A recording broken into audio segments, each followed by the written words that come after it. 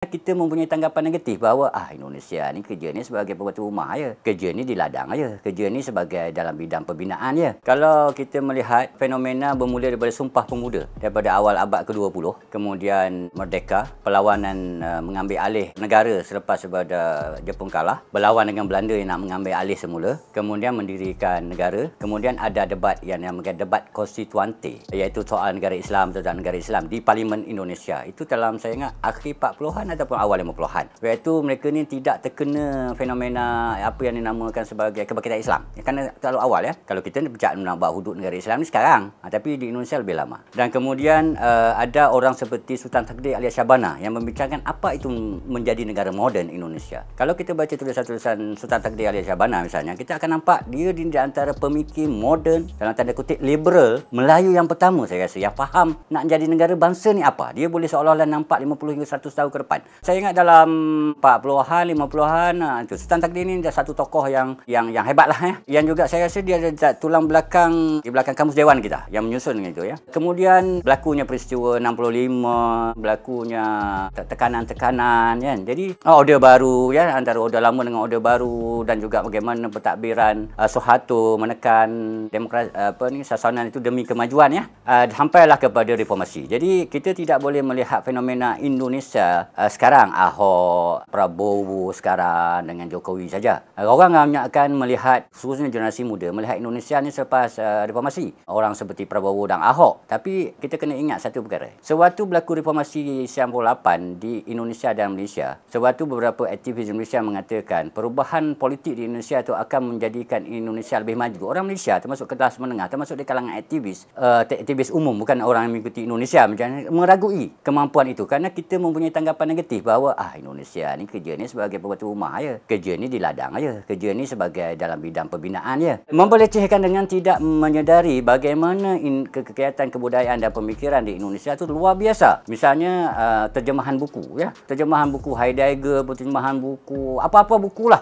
Misalnya perdebatan tentang postmodernisme sudah berlaku tahun 80-an. Di waktu rejim tu ada. Dan apa-apa lagi kan. Kalau yang lebih kelakar lagi, kalau kita ambil contoh buku yang terbitkan oleh Dewan Bahasa dan Pustaka, iaitu Intelektual Masyarakat Membangun ataupun Mitos Pribumi Malas, itu dialih bahasa kepada bahasa Melayu daripada terjemahan asal dan bahasa Indonesia. Sedangkan tokoh itu, penulis itu datang daripada Malaysia, iaitu Syed Hussein Alatas, walaupun dia lahir di Bogor lah ya. Tapi itu menunjukkan bagaimana pergerakan itu. Sebab tu saya selalu percaya di mana ada negara yang kehidupan berbudaya dia, pemikiran dia itu maju, dia akan memberi dasar kepada kebangkitan kebudayaan dia dan kemudian pemikiran politik dia lah. Jadi pemikiran politik yang diterokai oleh Indonesia itu daripada Soeharto naik, dia berada tokoh kritikal ya, di antaranya B.J. Habibie dan Gus Dur. Ini yang kita ignore dan tidak melihat balik bagaimana benda itu berdiri. Misalnya pilkada, pilihan raya untuk latih gubernur, kenapa ada pemilihan presiden secara langsung, bagaimana mereka mendirikan KPK ya, iaitu kita sini SPRM lah, mendirikan media yang bebas ya, dan juga mendirikan SPR mereka yang bebas. Supaya ini saya rasa satu sumbangan yang besar dalam perdemokrasian Indonesia yang kita abaikan. Jadi kita tak boleh melihat politik itu dalam konteks tokoh-tokoh umum dan parti-parti saja. Kita kena lihat struktur yang dibina dalam tempoh puluhan tahun yang lepas. Dia nak respon pada persoalan apa yang berlaku sebelum itu. Dia bukan masalah matang maksudnya. Maksud saya ialah entah kenapa ada kesedaran berfikir. Kalau kita tengok Sumpah Pemuda, polemik kebudayaan, Pancasila itu adalah satu rumusan-rumusan yang saya rasa luar biasa. Macam saya beri Sultan Takdir alias Syahbana lah, tapi saya tak boleh sebut matang dan kata seolahnya mentah. Selebih tepat saya kata ni antara sedar dengan tak sedar, tahu dan tidak tahu.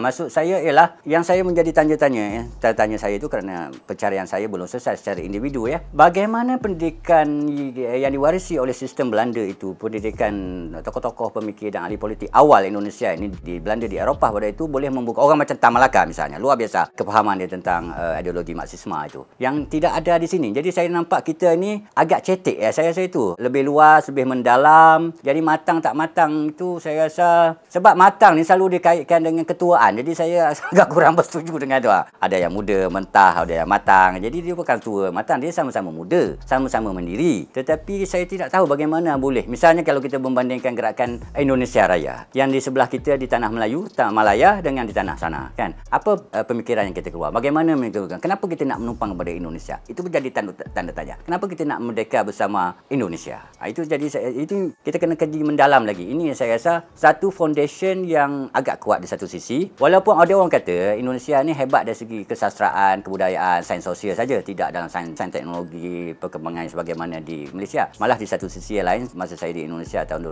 2004-2005, ramai juga beberapa pandu teksi saya jumpa, orang biasa saya jumpa yang kagum dengan Malaysia kerana adanya pelaksanaan hudu undang-undang Islam yang dibuat di Kelantan misalnya kan. Impress dengan peranan syariah itu kan, suka kan. Sini orang tangkap khalwat, puasa tak puasa, tak sana puasa tak puasa, selamba rok je. Malah restoran dibuka. Dia bukan restoran, warung-warung di tepi jalan di Indonesia ni dibuka waktu bulan Ramadan. Dia hanya ditutup dengan kain sebagai menghormati orang yang berpuasa. Zaman saya tinggal di sana tu, misalnya minuman keras ya, ditutup dengan kain je. Tapi dijual, siapa nak beli boleh.